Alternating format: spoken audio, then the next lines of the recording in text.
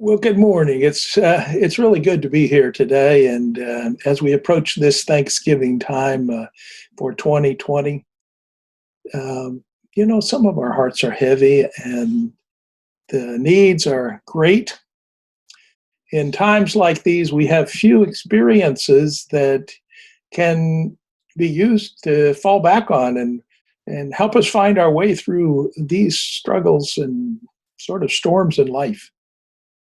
We are not in a unique situation, though, for God is with us, and there surely is a process for us to follow. I put this scene behind me because it just reminded me of country and the outdoors. In many cases, the choices that we have been narrowed. It's smaller now than ever. And what we always did, all the rules that we set out to use, well, are not there. I could make a list of these things and I could quickly elaborate on them, just as I am sure you may have already as I mentioned them. But that's not where I want to go today. It's not what I want to do. When we face situations in life such as this, when we have little or no directions to take, it's time for a timeout, a time that we pause and call it a halt in life, not to stop permanently, no. It's like in a football game, and your team is on the 9-yard line, and the goal is right ahead of them, and it's the fourth down. Well, the punter on the team hasn't hit the last, what? Well, we know the last three punts.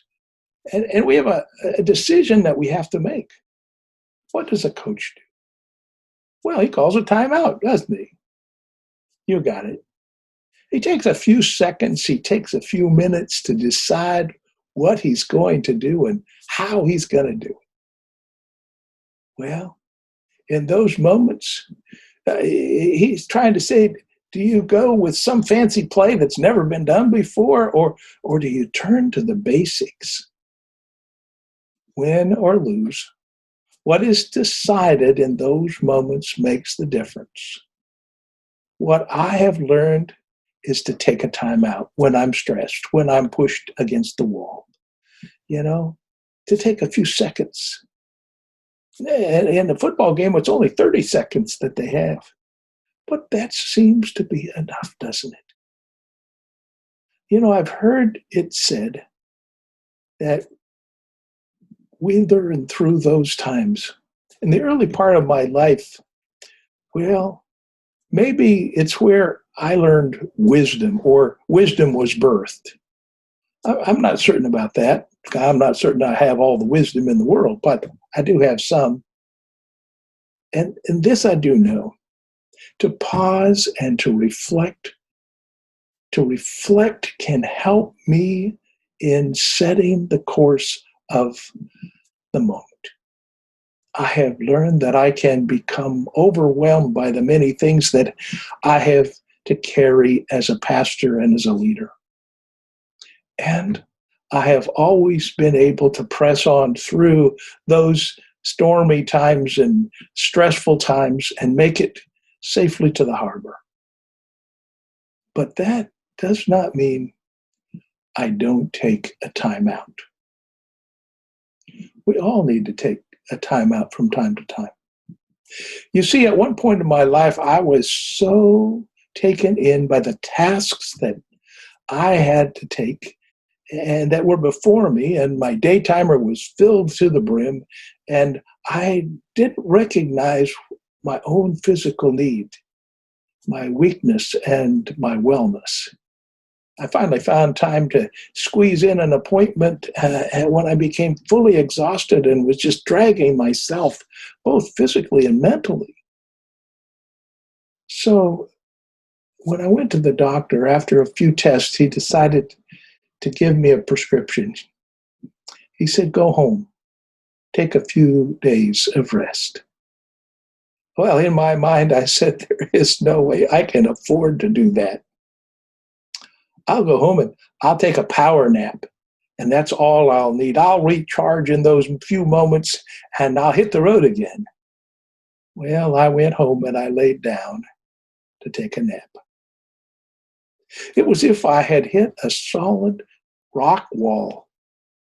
I had a very serious case of mono, and for about 14 days, as I recall, I remained resting, mostly in bed, trying to regain my strength, my energy, and my mind. My doctor said that if I had not stopped when I did, he was sure that I would have been hospitalized. And it's a serious illness. In those weeks, I really came to realize something of value. I came to realize that God had asked me to pause often, to rest and to reflect and to regain my strength. We sometimes say we don't have time to rest, to relax. I'm here to advise you to pause. Set your phone on Do Not Disturb. You'll be surprised what it does for you. Take in the silence. Listen for the still, small voice of God. Wait upon the Lord. Rest upon His word. Relax and give thanks. On this Thanksgiving Day, keep it simple. Take advantage of this opportunity. Take time out. Learn to appreciate the pause we have been given. Sure, it is a change from what we normally would do on Thanksgiving, but maybe it is God's way of giving us back a way to get on track, to focus on the things that are essential in life. I would not wish any one of you to run into the brick wall that I did. It stopped me completely. But as God tells us, He created us in His own image.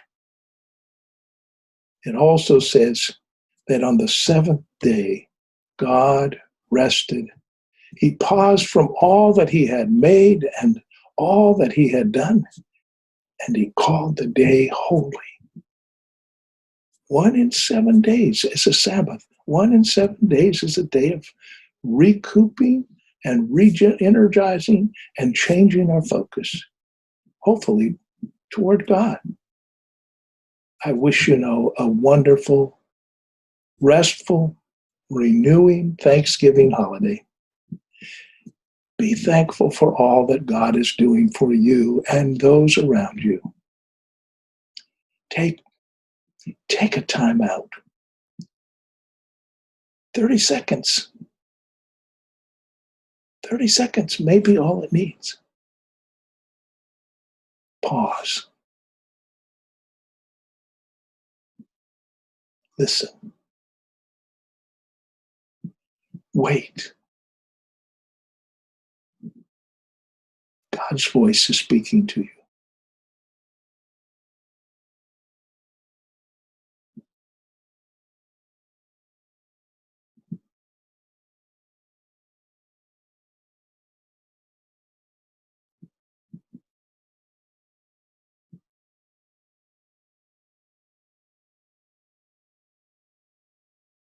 Happy Thanksgiving. That didn't last only but a few seconds. But you now have had at least a few seconds of pause in your life. Listen. God bless you.